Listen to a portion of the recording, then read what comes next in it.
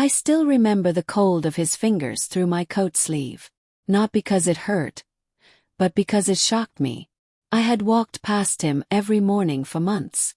Same corner, same cracked sidewalk, same cardboard sign that never begged, never screamed, never tried to guilt anyone. Just 3 words written in uneven letters. Trying to start over. Most people didn't see him. They looked through him like he was part of the wall. But I saw him. Not in some heroic way. Just like a person. Tired person. And every day I gave him something small. Few coins. A warm tea if I could afford it. Sometimes a sandwich if I had one in my bag. Nothing big. Nothing life-changing. Just enough to say, I notice you. That morning I was late. The sky was gray. The wind was sharp. And my phone kept buzzing in my pocket like it was angry at me. I was thinking about the meeting. The one I couldn't mess up. I was thinking about the ring on my finger. The one everyone told me made me lucky. I was thinking about my fiancé's text from 10 minutes earlier. Don't forget what we talked about. Sign it today. I had already decided I would. 'Cause I trusted him. 'Cause I loved him. Because why wouldn't I?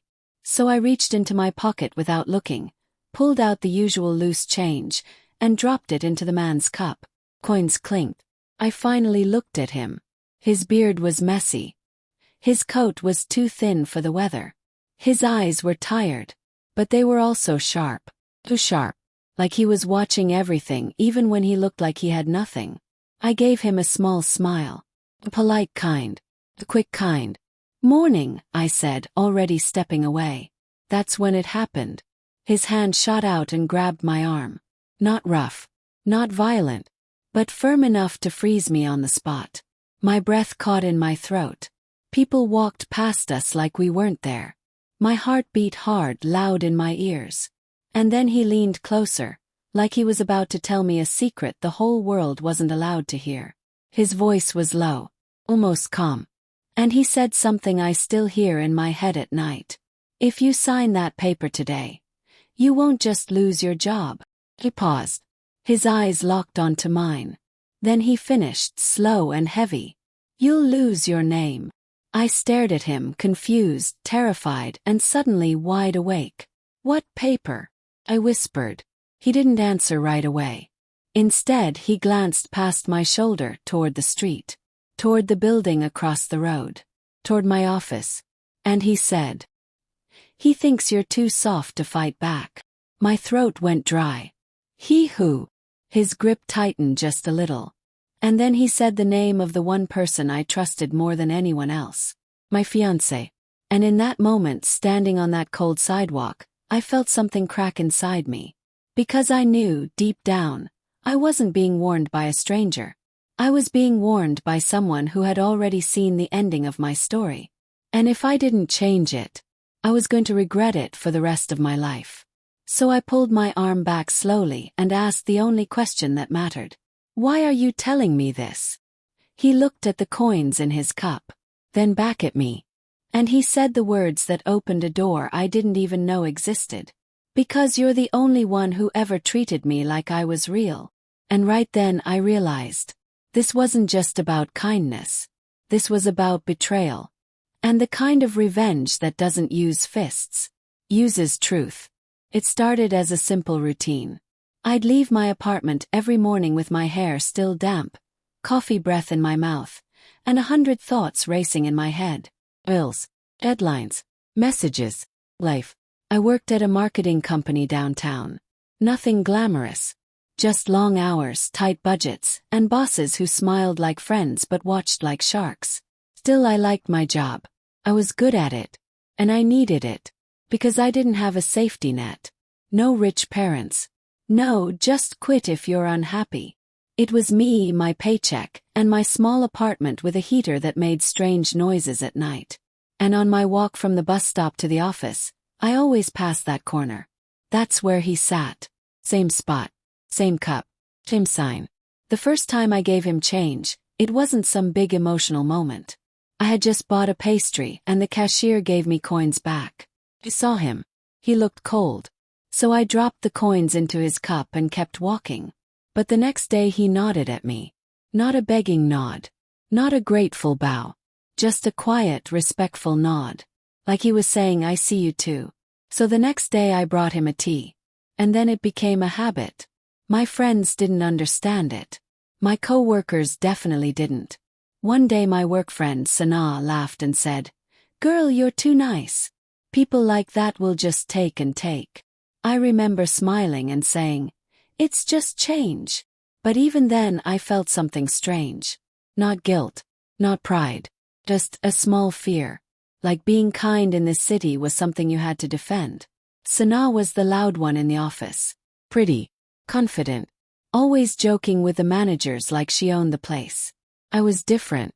I kept my head down and worked hard. And honestly, thought Sana liked me. I thought we were friends. She invited me to lunch. She asked about my wedding plans. She even helped me pick a dress once, scrolling through photos like she cared. Yes, I was engaged. Cameron. He was charming in that smooth, easy way that made people trust him fast. He always knew what to say. When I was tired, he'd say, "Baby, you work too hard."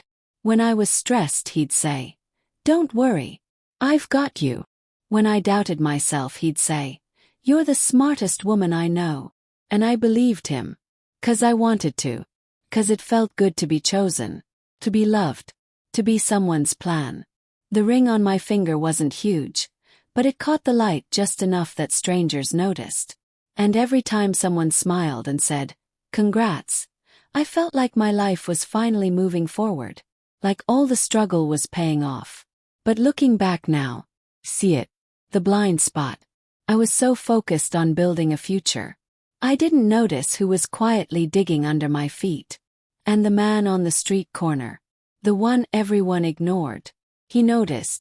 He noticed everything. And I had no idea. The trouble didn't start with a scream. Started with compliments. One Monday morning, my boss called me into his office and said, "We've got a big client coming in. This could be huge for us."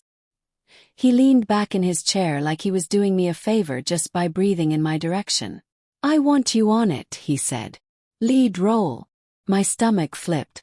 A lead role meant recognition. Meant a raise. It meant I could finally breathe a little.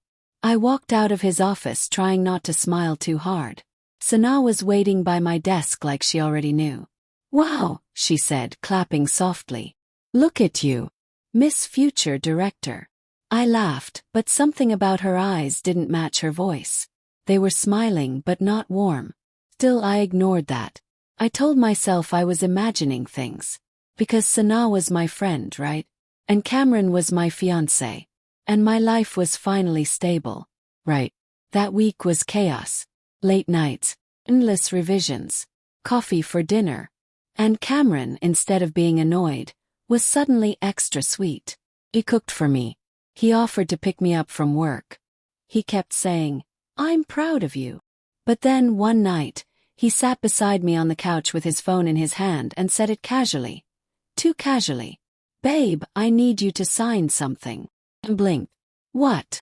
He waved his phone like it was nothing. "Just a form. For my new business thing. It's faster if it's under your name. You've got good credit." I laughed because I thought he was joking. He wasn't.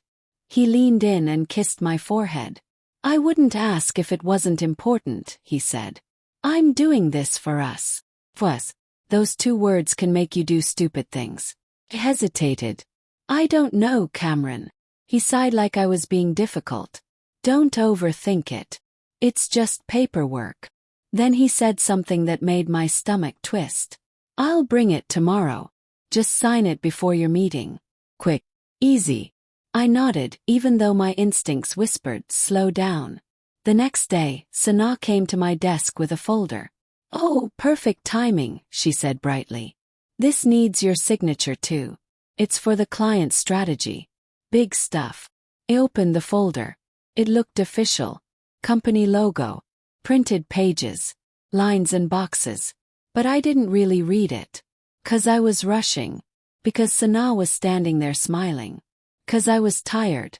And because I trusted people who didn't deserve it. That's the thing about betrayal. doesn't kick the door down. It walks in wearing a familiar face. As Sana leaned closer, she lowered her voice. "You're lucky," she whispered. "Not everyone gets chances like this." Her words sounded sweet, but her tone sounded sharp. And later that day, on my way to lunch, I passed the homeless man. He looked up at me. And for the first time, he didn't nod. He frowned. Like he was worried. Like he wanted to speak but didn't know if he should. I slowed down, my hand already reaching for my pocket. And then my phone buzzed again. "Cameron. Remember. Sign it today." I looked back at the man on the corner. He stared at my ring. Then at my face. Then at the building behind me. And he whispered, barely moving his lips. "Careful." I didn't hear him clearly. But I felt it. That chill that isn't from the weather. The kind that comes right before your life changes. Sign. That's the part that still makes me feel sick. I signed because I was tired. I signed because I trusted Cameron. I signed because Sana stood beside me like a friend and said, "It's routine." I signed because I didn't know the difference between love and control back then. 2 days later, my boss called me in again. But this time, his face wasn't proud. It was cold.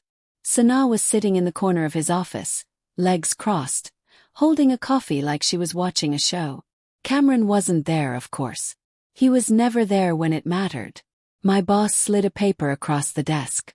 "What is this?" he asked. I looked down. Name. My signature.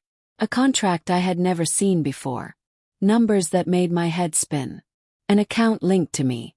Client deal I supposedly approved. My mouth went dry. I don't understand. My boss's voice rose. "You don't understand. This company is missing money, and your signature is on the approval." Sana gasped softly like she was surprised. But her eyes were calm. "Come." I stared at the paper until the words blurred. "This isn't," I started. My boss cut me off. "And the client project. The one I gave you. Sana tells me you've been holding back information. That you tried to keep her out." I turned to her, stunned. "What? No, that's not true." Sana placed a hand on her chest like she was hurt. "I didn't want to say anything," she said softly. "But I have to protect the company." Protect the company. The same company she was bleeding dry. I felt like I couldn't breathe. My boss stood up. "We're opening an internal investigation. Until then, you're suspended." Suspended. Just like that. No questions. No chance to explain. Because the paperwork was clean. And betrayal loves paperwork. I walked out of the office in a daze. My coworkers staring like I was already guilty. My phone buzzed as soon as I reached the elevator. "Cameron," I answered, voice shaking. "Something's wrong." His voice was calm. "Come. What happened?" They say I signed off on missing money. They suspended me." Then he said, "Wow. Not, are you okay? Not, that's impossible." Wow. I swallowed hard. "Cameron, I didn't do this. I swear." Another pause. And then he hit me with it. "I told you not to mess up at work, babe." Froze. "What?" He sighed like I was exhausting him. "Look, I can't deal with this right now. My business partners are asking questions. This is messy." My stomach dropped. "Business partners," I whispered. And then I remembered that paper. The one he wanted me to sign. The one I did sign. My voice turned small. "Cameron, what did you make me sign?" He didn't answer.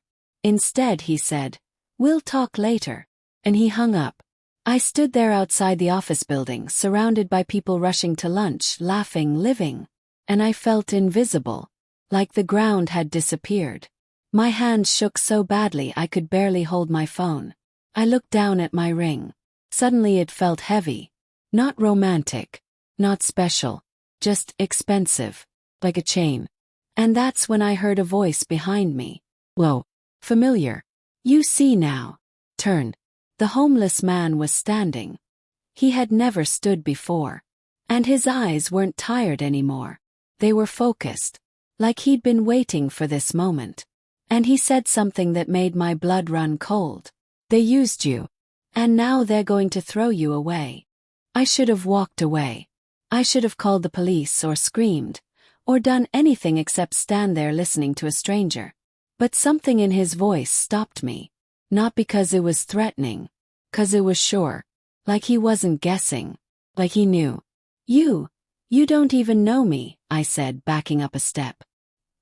He held up his hands slowly, showing he wasn't trying to scare me. I know your face, he said. I know your routine. I know your ring. I know your building. My throat tightened. How? He looked down the street like he was checking for someone. Then he stepped closer and lowered his voice. Because I've seen them, he said. I've heard them. My heart jumped. Who? He didn't say Cameron's name yet. He didn't say Sanaa's name yet. He just said one word that made my stomach twist. Talking. I stared at him. Talking about what? He exhaled like this was hard for him too. About you, he said. About how easy it was. About how you'd sign anything if they smiled. My face burned with shame. I opened my mouth, but no words came out. He continued, quieter now. They meet near here sometimes. By the alley. They think I'm invisible. They think I'm nothing. He looked at me sharply. But I'm not nothing. And then he said it again. That unforgettable sentence. If you sign that paper, you'll lose your name. I swallowed.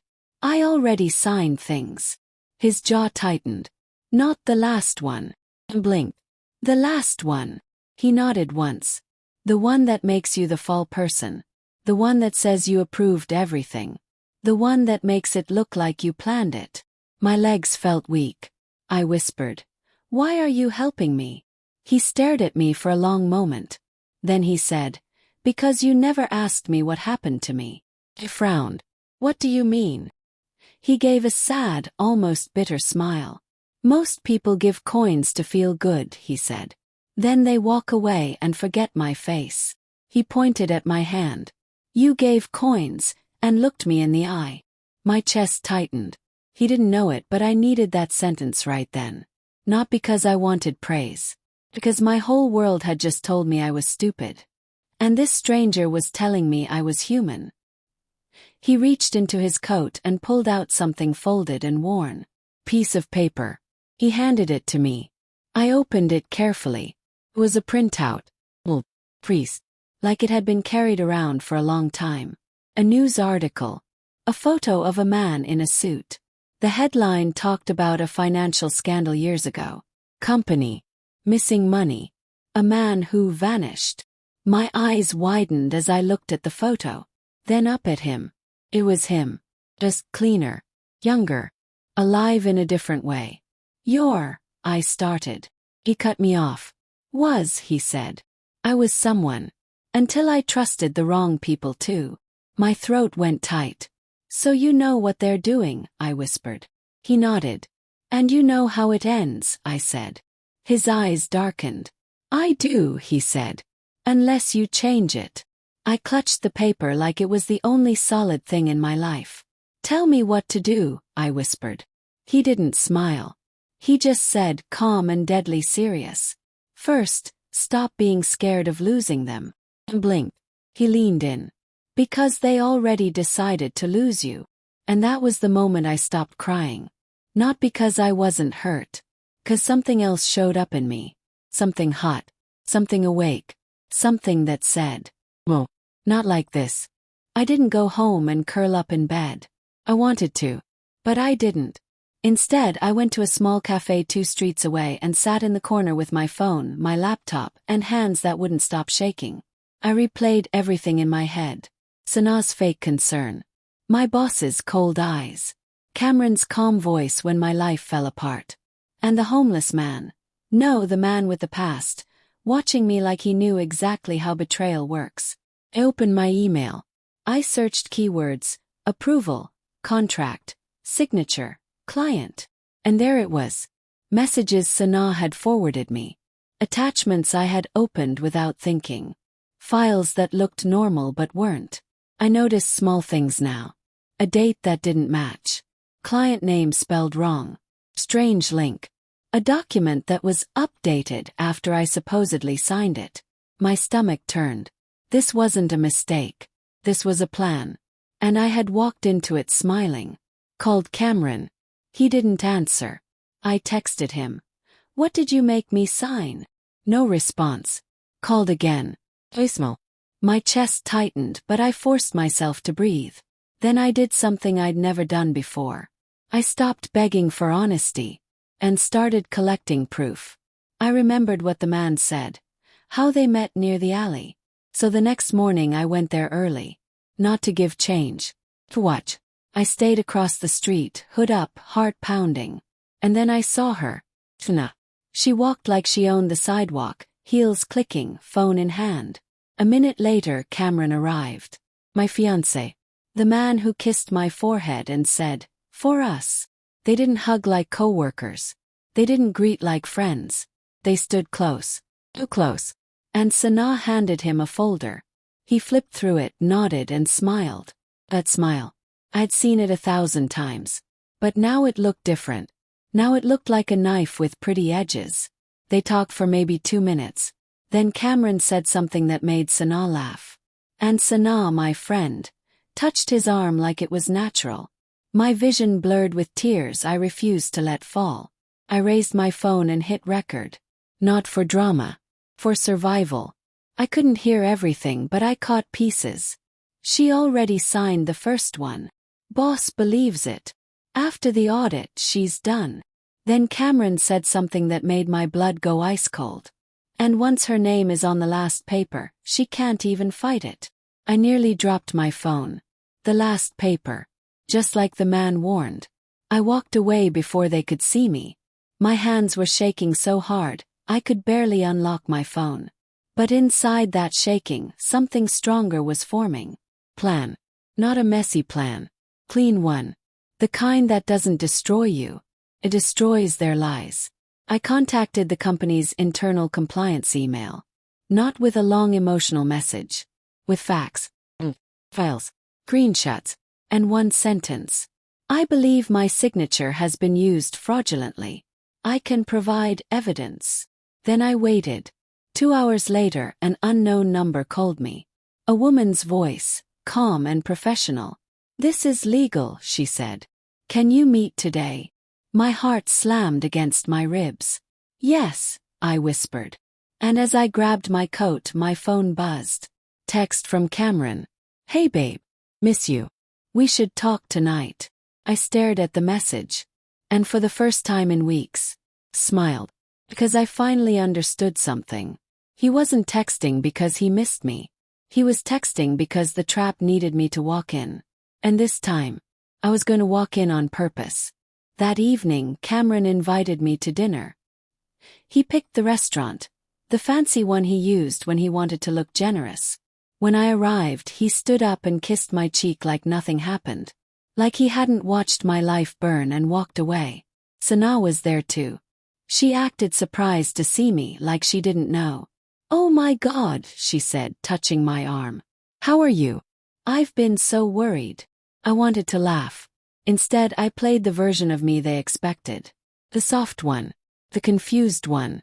The one who would forgive if you said the right words. "I'm just trying to understand," I said quietly. Cameron sighed and held my hand. "Baby, you know I'm on your side," he said. Sanaa nodded like a sad angel. "We all are." I looked at both of them and felt the old pain rise. But beneath it was something new. Control. Cameron slid a folder across the table. "There's something we need to do," he said gently. "Just to clear your name." Clear my name. I almost admired the nerve. "What is it?" I asked. "Just sign," he said. "It's for the investigation. It makes it easier." My heart raced, but my face stayed calm. I opened the folder slowly.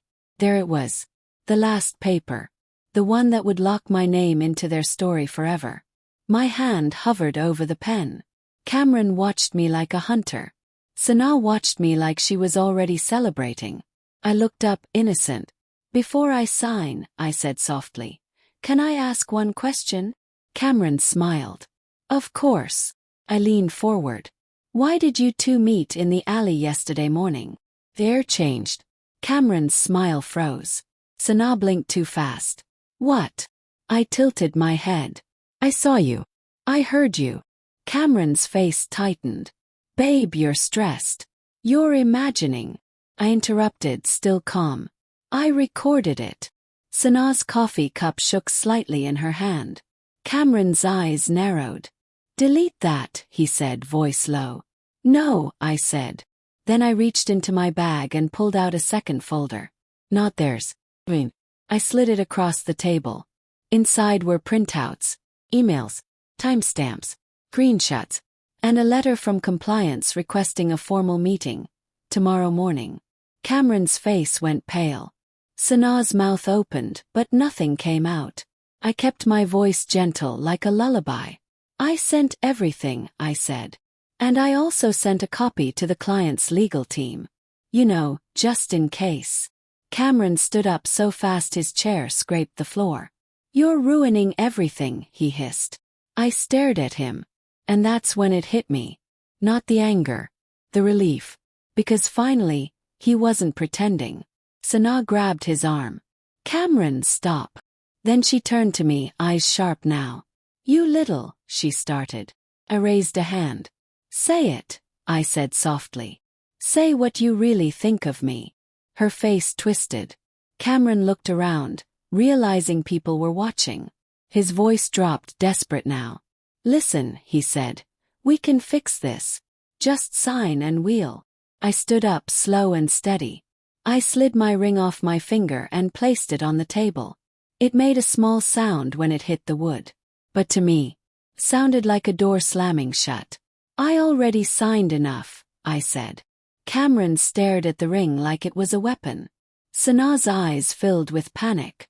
And I leaned in close, just like the man on the corner had leaned in close to me. Then I said the words they never expected to hear. You thought I was too soft to fight back. Smiled.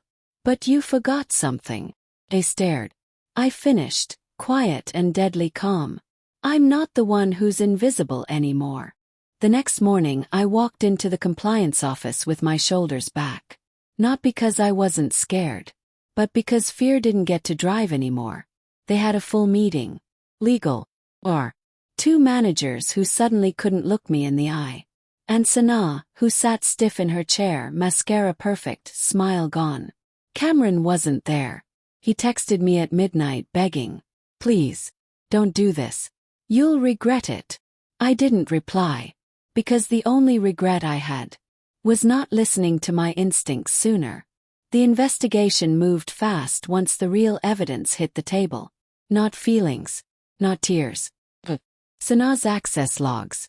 Edits made after my signatures. Emails sent from accounts that weren't mine. And the recorded alley conversation. When they finally played that recording out loud, Sanaa's face drained of color. Cameron's voice filled the room. Once her name is on the last paper, she can't even fight it. Silence followed. The kind of silence that feels like a verdict. My boss looked at me like he'd been punched.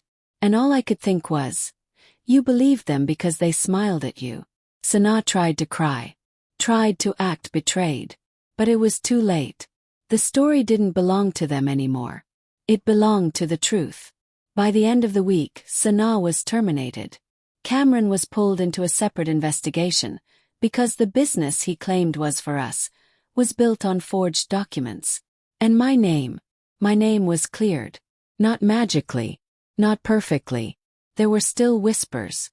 But whispers don't matter when you can stand on proof. I walked out of that building on Friday afternoon feeling lighter than I had in months. And I knew exactly where I needed to go. That corner. The same cracked sidewalk. The same cold wind. He was there sitting like always. But when he saw me, he didn't nod. He watched my face, reading it like a page. I walked over and crouched down. It worked, I whispered. His shoulders sagged like he'd been holding his breath for days. Good, he said. I swallowed hard. Why did you really help me? He looked at the street, eyes far away. Because I didn't want you to become what they tried to make you, he said. And what's that? Yes. He turned back to me. A person who stops seeing people, he said. I sat back stunned. Then he added, softer. They took everything from me once. Name. My job. My family's trust. He tapped the side of his cup. But you gave me something back without even knowing it. What? I whispered. He looked me straight in the eye. And he said the words I'll never forget, words that still echo in me when life feels unfair. Kindness doesn't disappear. It just waits. I felt tears rise, hot and sudden. I reached into my bag and handed him something. Not coins. A folded paper with an address, a contact name, and an appointment time. A shelter program. A job placement office. A real second chance. He stared at it like it was unreal. You don't have to, he started. I know, I said. But I want to. He nodded slowly, and for the first time, his eyes didn't look tired. They looked alive. As I stood to leave, I glanced back at my office building. And I understood the lesson the hard way. The people closest to you can betray you with a smile. But sometimes the person the world ignores is the one who saves you with the truth. So here's what I learned. Don't let betrayal make you cold. Don't let revenge make you cruel. Let justice make you brave. And if you ever wonder whether small kindness matters, remember this. A few coins every day didn't just feed a man on a corner. It brought me the warning that saved my name.